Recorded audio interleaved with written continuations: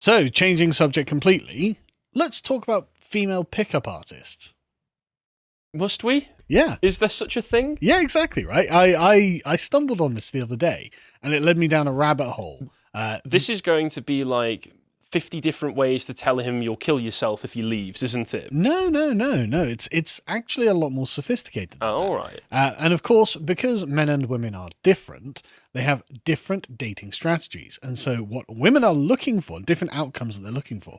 Men are, of course, looking for easy access to sex, and women are looking for relationships, which is why you should go over to lotus.com, sign up and watch this relationship wisdom from Patrice O'Neill. This is remarkably relevant to this subject, actually, and if you want a fuller understanding, that will probably help you. And I kind of got onto this because I covered Andrew Tate and Piers Morgan the other day. Andrew Tate destroying Piers Morgan instantly. And I watched the full interview, and I was going to do something on this, but the thing is, it wasn't markedly different to the clips that they'd put out, which actually is to their credit for not misrepresenting Tate. But Tate being like this sort of like life coach manosphere type that the feminists love to hate. And I ended up falling down a rabbit hole of our female dating strategies. Have you ever heard of this? Being that I don't often find myself browsing Reddit, especially not the female dating strategies. No, I haven't. I don't either. But I found this somehow. I can't even remember how I found it. But it turns out this is like the female version of the manosphere. And so this is like the I was going to say the evil mirror image, but I won't go that far. How to get knocked up quick? No, sorts of advice? No, All right. No, that's the thing, right? I mean, honestly, I wouldn't mind if it was stuff like that. You're thinking of this from a man's perspective. Well, right? yeah, I generally think of the male pickup artistry as like just a bunch of scumbags trying to get laid as easily as possible. Yeah, but women know they can get laid anytime, anywhere. Oh, that's true. That's not what they're looking for. That's not the pickup artistry of a woman, right? The pickup artistry of a woman is how to get a relationship. And that's an entirely different kettle of fish. But the language used and the tone in which it's all delivered is very much, it sounds just like the manosphere, the sort of like the cold calculus. Are they trying to be girl bosses, trying to set themselves up? No. It is remarkably Machiavellian though, right? Oh, all right. And but we'll begin with this article from The Verge. And what I love about this is you can see the weight, the power in society, right? How do you think The Verge reports on the manosphere? Not with any great sympathy, right? They rather, look at all of these misogynists online, right? Well, our female dating strategy, they say, it's in many ways initially refreshing. Oh, this is very positive. Okay, so positive coverage for the female side, but negative coverage from the male side. The female-only forum was founded in February 2019 and prides itself on being the only space on Reddit for women who date men to safely vent their concerns about their relationships with men who often devalue or ignore them or even abuse them. It's filled with memes and advice. And it had 54,000 subscribers, but it was like 250 when I checked the other day. So it's quite big, right? But they say, while female dating strategies advice can seem appealing at first, underneath is a socially conservative approach that's often deeply critical of women and their behaviors, placing limits on how they can act and what they ought to seek from a relationship. I am now fully in support of r/female dating advice. Well, isn't that interesting? Like progressive outlets like The Verge are like, yeah, this seems to be for women only. And it's like, what do women want? Oh no, it's conservatism. It's like... They want men who act like men, who treat them like women. Kind of, yeah. And they want relationships. They want to be happy. They want to, fully realize the sort of female teleology. Get married, have kids, have a successful husband and a strong relationship. So far from their description, I'm fully on board with this. If women want to learn how to get good old-fashioned relationships, that's fine. Yeah. And if they want to get advice on how to deal if they've got a partner who's abusive, both either emotionally or physically, this sounds perfectly fine so far. It's not very progressive though, is it, Harry?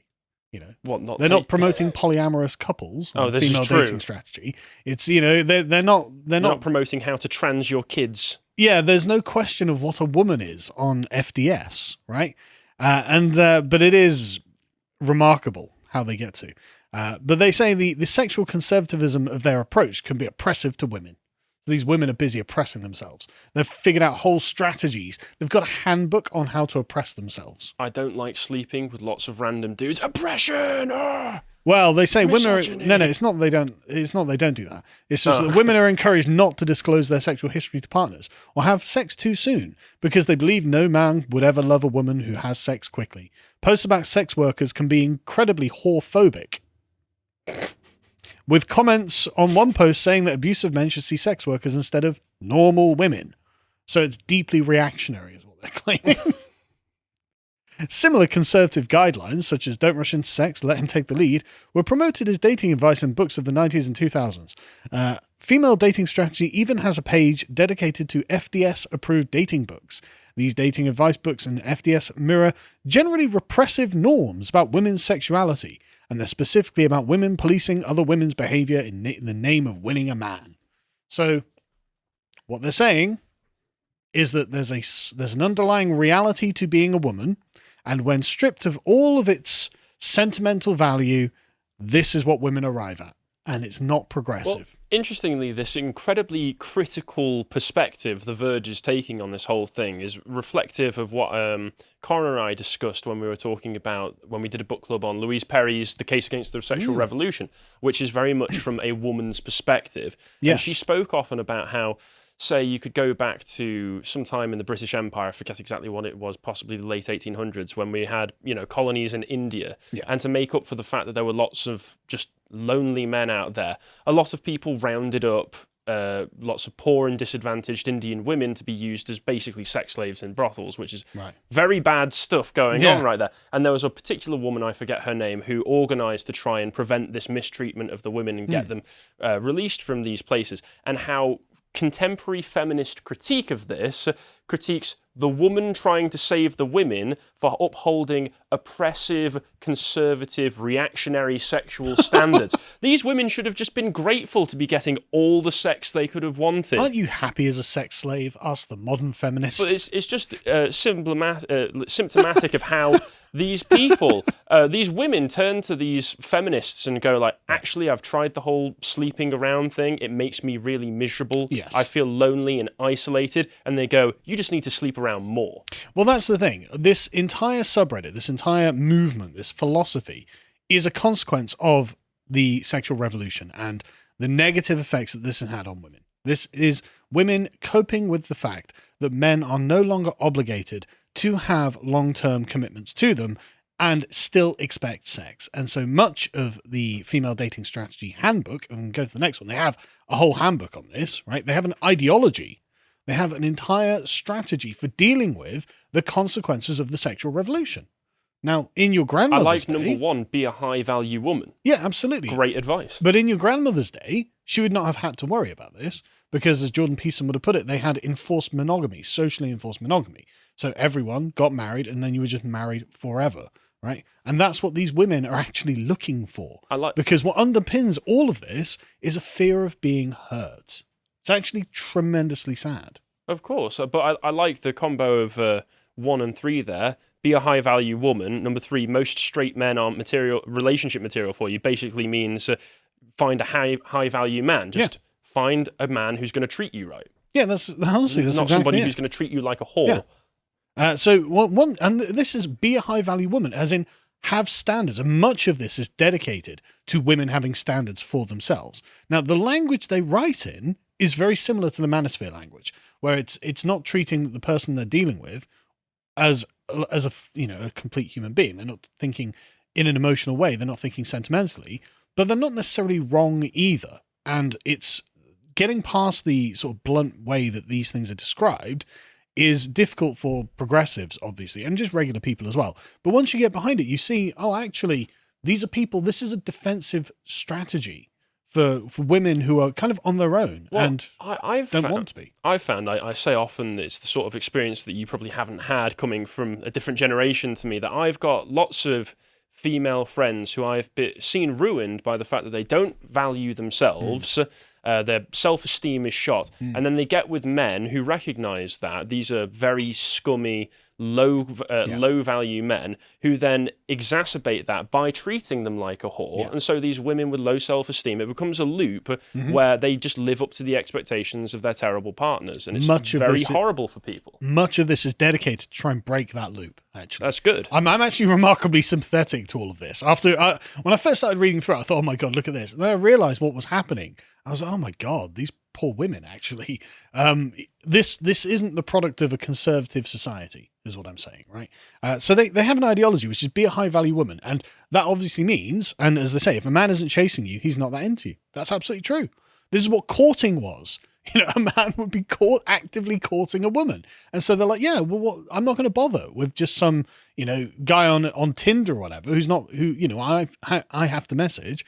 Of course, most men are going to be in this category, so don't worry about them. As a women, we have the responsibility to be ruthless in our evaluation of men. Again, it sounds, a bit harsh. It's true, though. But it's not wrong. Yeah, exactly. Also, for men, how are you going to improve yourself if you don't have women holding you to standards? Exactly. And we know that men are happy to sit there and go, well, okay, then I'll work the minimum number of hours, go home, drink beer, play on my Xbox forever without women's expectations. Men are miserable in this as well because there's no meaning. There's no goals to strive towards. Number 5, and this is just, you can see why The Verge is furious. Don't have sex before commitment has been established. Verge editors screeching. Yeah. It's like, but that's good advice for women. Don't have sex with a man unless you're in a relationship with him. Oh, crazy. And again, you can see this is the product of bitter women, right? This has been put together through various posts that women have made on the internet. So it's kind of crowdsourced, right? And so it's crowdsourced from the collective pain of women who are looking for traditional relationships that have been denied them by the sexual revolution. It's genuinely tragic, actually. Right? I do kind of find the idea amusing of feminist women discover secret to happiness as monogamy. Well, these aren't feminist women. That's the thing. Well, these are women who have been damaged by feminism. Well, that's the thing. They might have been in their younger years, but now they have certainly grown out of that. Yeah. Well, yeah, absolutely. And a lot of them have clearly been, I think they feel debauched by this. They say if a man is really into you and sees you as girlfriend material, he will commit to you in 2 months or 3 months max. If you're looking to have a dependable friend with benefits, you must still require investment from him so he provides you with the respect and fun times that you want. Again, look at that. The entire point is how to get commitment from a man. Also setting appropriate boundaries. Yep. And to get it within 3 months maximum. Well, that's... This is what the women are looking for. To bring it back to personal experience again, that's what happened to me, which is that if a man is really into you and sees you as girlfriend material, he'll commit to you in 2 months. And that was my experience when I got with my missus, is that 2 months in, and I remember being absolutely terrified to do this, was the first time I told her that I love her, which is a massive step up in commitment. And she had been so sort of conditioned by this culture that we live in, that when I said that to her, she freaked out. She just looked me in the eye and said, "No, you don't. No, you don't." And why not? that was kind of, why this is exactly the result I wasn't looking for. Yeah. But a few hours later, she turned around and said it back to me because she'd sort of come around to it. But the very fact that just a man who you've been with for 2 months says, "You know what, actually, this relationship's going well, I do love you," is such a shocking thing for young girls nowadays. And this is genuinely what this is all about. And the thing is, again, it's written from the perspective of broken people on the internet, but you can see what's broken them underneath. So chapter 1 is establishing queen energy from day one, but that sounds bad. It's right? put in a funny way, but what they could be describing is essentially establishing the boundaries that your grandmother would have enforced with her husband. This is entirely what it's about. It's about reclaiming the dignity that your grandmothers had for modern women, because this is what feminism has stripped away from them. No, you will be essentially a free prostitute. You will go to a club, you'll get drunk, you'll have sex with a couple of men every week. And then by the end of that, you won't even know why you should have value. What's your self-worth as a woman after that? That's what these people here are trying to get away from. And I don't blame them. Now I'm not saying that they are essentially at war with men, because obviously there's a certain sort of class of man who has been taking advantage of the sexual revolution, and they're the ones mistreating them, promising them, yeah, we'll go hang out, and then they don't call, they block them. The Hugh Hefner types who promoted sexual liberty back in the 1960s, totally for the benefit of the women, not to make his available pool of women larger. Exactly. And for most men, like, they always complain it's, 20% of men on getting 80% of women on dating apps. Well, for most men, that's bad. But also for the women who are sharing this 20%, getting their hearts broken over and over, what's bad for them too, So, but anyway, they're very awake to what the difference between men and women are, right? So here's one quote. Always remember, men do not have access to sex 24/7 like women do. They will deliberately try to get your guard down and get in and get what they want as quickly as possible, even with zero interest in you as a person. Keep this in mind when he comes out with flattery. He needs to prove his worth over a set amount of time before you get excited and emotionally invest. That's Chad from the dating app, just trying to get in your pants. And you're like, yeah, but does he actually like me? It's, no, he doesn't like you. Thank God feminism has done this to you, though, right? Like, that's terrible. And so they basically it comes down to all women really want is to be cherished by a man. That's really what these people are talking about. And it's sad that they can't have it. I'm actually going to skip over a bunch of it because it's 200 pages long. So it is actually a thing. But I quite liked Girl Game Part 4. Which is no excuses, date until commitment's established, as in have a selection of men on the go until one man commits to you. And it's not that I like that. It's obviously terrible and tragic, but that you can see the mindset that they're in.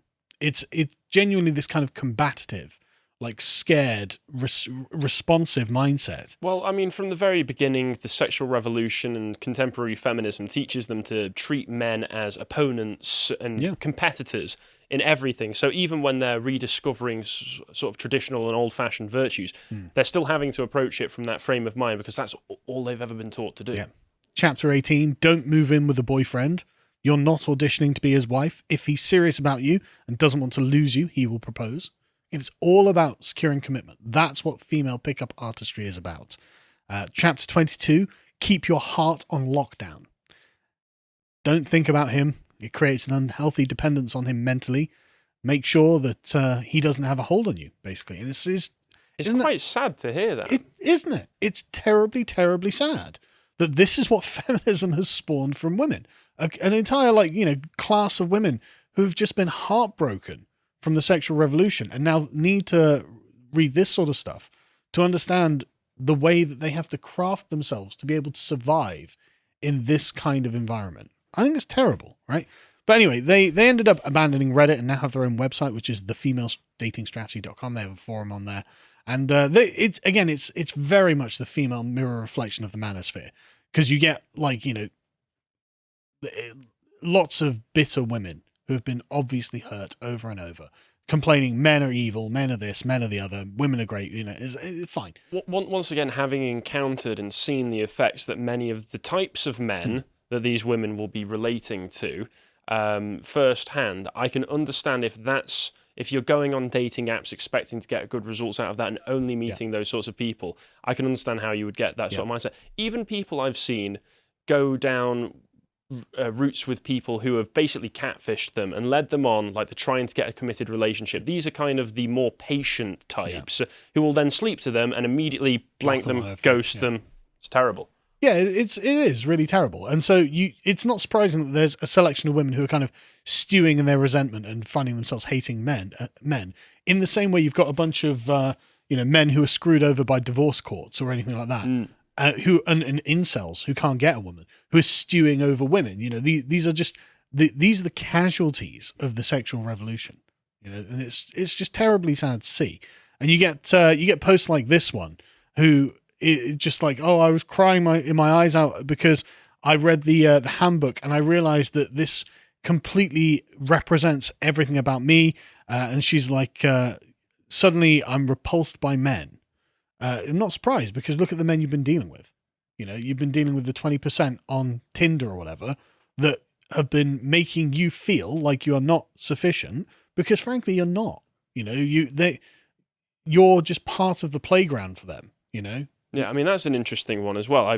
Secondly, I've realized I'm a huge pick-me. I pander to men. I try so hard for the man that I'm seeing. It should be the other way around. Yeah. It should absolutely be the other way around. No, the men should be the ones trying to court you. Yeah, but you are, and I hate to say this, you're obviously trying to punch above your weight. Potentially. This woman's probably, on average, a 5 or a 6, because that's where most women are, somewhere between 4 and 6 on average. And they're seeing like 7 or 8 or 9 guys, and they're like, yeah, you'll do for a night. Just saying. And yeah, he will just go, yeah, you'll do for a night, yeah. And again, just to be clear, there are lots of them that are just angry with men. Like, stop being fair to men. Men don't care about you. They don't give an F about what's fair to you. He's busy thinking, or not at all, about what is easiest and most convenient for him. It's like, right, I can tell the kind of guys you're busy dating on Tinder. I mean, that's how it affects normal, average guys as well in a negative way, because the fact that they're kind of in this bubble where they only interact with scumbags makes them think that all men are scumbags. Yes. And to be clear, right, there is a female dating strategy that is not just women against men, it's also women against women. There was a thread that was going around Twitter that I saw. I was going to go through it, but I don't think I'll have time now. By Marie here. How to steal someone's boyfriend? A thread. All right. It's dark, actually. Are we sure we don't have time for this? I'm curious. We can if you want. I don't want to be preyed on, after all. No, this is good advice for men to know.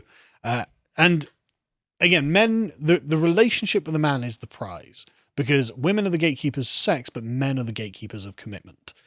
She says, everyone knows that all the good men are in a relationship. The available men are available because there's something wrong with them. That leaves you, a single woman, nothing wrong with you though, apparently, single woman, nothing wrong with you, with a desire to start a family with only one option, stealing someone else's boyfriend.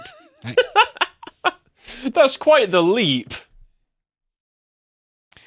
The most important thing to start out is maintaining plausible deniability.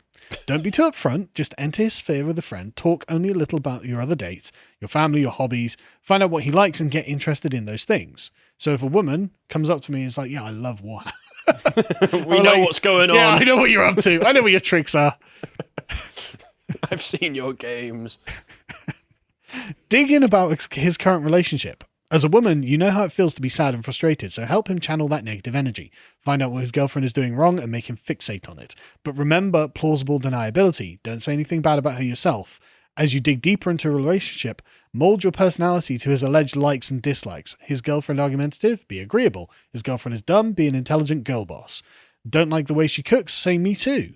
As you get closer to him, ask him to introduce you to his girlfriend, either online or IRL. Get close to her and start sowing seeds of discord between them. This is just evil, isn't it? I'm so sorry. So this is so insidious. Someone tried to do this to me in university. I bet they did. They really did. I bet they did.